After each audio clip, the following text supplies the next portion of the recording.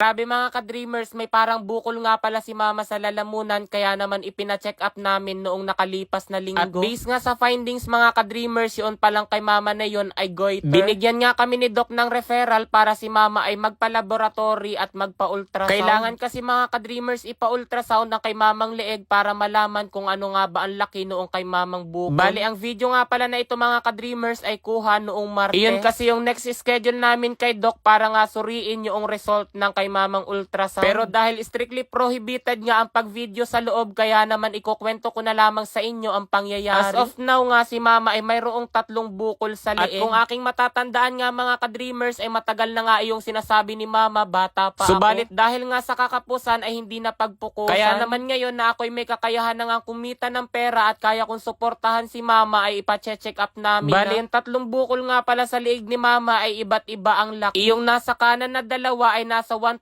centimeters tapos yung nasa kanan ay 2.2 centimeters. Luckily mga ka-dreamers, upon discussion ni doc, hindi naman daw toxic yung goiter ni mama. Pero sinabi nga ni mama na medyo nahihirapan siyang lumunok kapag kumakain. Kaya naman ang sabi ni doc, symptoms daw iyon para i-undergo nga si mama sa surgery. Pero bago nga magkaroon ng ganoong desisyon mga ka-dreamers, kailangan muna pa ring obserbahan. Sa ngayon ay binigyan muna kami ni doc ng tablet na maaari nga ni mamang inumin hanggang October 15. After noon, dadalahin ko siya kay doc para nga suriin kung mayroon ng changes. Kahit tapos nga ako sa pag-aaral mga ka-dreamers sa ganitong field ay wala akong masyadong alam. Batay nga sa diskusyon ni doc, si mama ay hyperthyroid. Kung saan mas mataas yung TSH doon sa kanyang thyroid. Kasi lahat pala tayo mga ka-dreamers may thyroid, pero yung TSH siya daw yung nagsusupervise doon sa thyroid. Na maaaring makaapekto sa function nga ng utak ng isang tao. Ewan ko, limot ko talaga yung sinabi ni doc. After naman na mabasa ni doc ang result nga ng ultrasound ni mama ay dumiretso kami rito sa Comiso Dental Clinic. Kung kanino ko ipinagkatitiwala ang pagsasaayos nga nitong aking magandang ngiti soon. Nakalasan kasi ako kagabi mga ka-dreamers ng isang bracket, kaya naman idinaan ko muna rito kay doc. Paano ta kagabi ang ulam namin ay pork chop, tapos pagkagat ko ay sumama na yata yung bracket at hindi ko na malayan. Shoutout sa mga kapwa ko ka-dreamer diyan na mayroon din nga brace. Na sobrang nag-iingat makalasan kasi nga 200 pesos, tapos kapag nawala ang bracket 500 pesos. Bali, nagpabunot na rin nga pala ako rito mga ka-dreamers nung aking nyambagang. Kasi nga nagpabunot ako ng sirambagang ko noong 2020 tapos hindi naman nabunot lahat, kaya naman ipinabunot ko pa ngayon kay doc. After ko kasi magpa-x-ray ng ngipin ay nakita iyon ni doc, kaya naman sinabi niya na kailangan niyang bunutin. Sapagkat maaari rin daw noon mga ka-dreamers maapektuhan ang mga katabingang ngipin kahit okay naman na talaga. Maraming beses na nga akong binunutan ng ngipin pero hanggang ngayon takot pa rin ako kapag tinuturukan ako ng anesthesia. Hindi naman talaga masakit magpabunot, pero kapag tinuturok na nga yung karayom nako, doon ako talagang nasasaktan. Ay hala, dinin na lamang muna.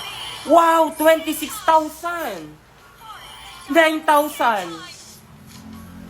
15,000! 83,100. O diba mga ka-dreamers, ganun lamang kadali kumita ng napakalaki rito kay PH MOBA. Kaya kung nais nyo rin kumita, nasa comment section lang ang link para mag-register at mag-deposit. Huwag kalimutan mag-take ng screenshot at ilagay yan sa comment section para ikaw ay manalo ng 500 pesos. Ipakikita ko sa inyo kung paano ako kumita ng malaki rito kay PH Mines. Ang madalas ko ritong laruin mga ka-dreamers ay Super Ace. Ayan. Dito nga pala mga ka-dreamers, kay Super Ace, pwede kang mag-bet ng 0.50 centavos hanggang 1,000 pesos. Pindutin nyo lamang itong bet, tapos piliin nyo lamang diyan kung magkano ang inyong itataya. Kapag nakataya na kayo mga ka-dreamers, spin nyo lamang. Yan, ganyan. Ayan na, scatter. Ayan, 10 spins. Dito ako kumikita ng napakalaki. Play. 600 pesos. Wow, 15,600.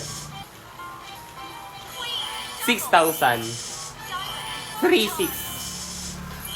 2,400.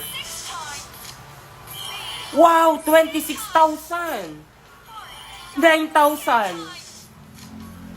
15,000. Ayan mga ka-dreamers, ito ang aking napanaluhan sa pagtaya ko ngayon. 83,100. O, diba? Ganun lamang kadali manalo rito kay PH Mines. Kaya kung nais nyo rin kumita, nasa comment section lang ang link para mag-register at mag-deposit. Huwag kalimutan mag-take ng screenshot at ilagay iyan sa comment section para manalo rin kayo ng 500 pesos.